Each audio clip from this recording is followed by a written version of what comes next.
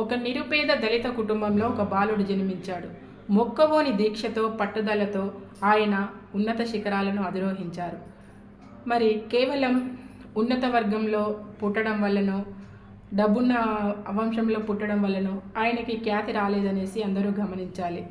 తనకున్న అపారమైన జ్ఞానంతో తను ఒక గొప్ప స్థాయికి చేరుకోగలిగాడు. పుస్తకాలను చదవాలనే మక్కువ వల్ల ఆయన ఎక్కువ జ్ఞానాన్ని, అపారమైన జ్ఞానాన్ని సంపాదించుకున్నాడు.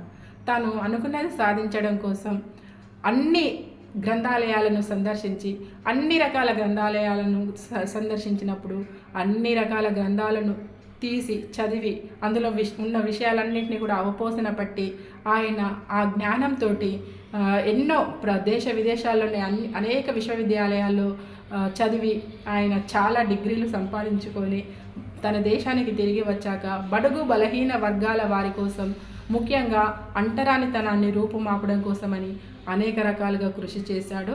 భారత రాజ్యాంగ రచన ద్వారా అది సాధ్యమవుతుందని అందరికీ కూడా వివరించాడు.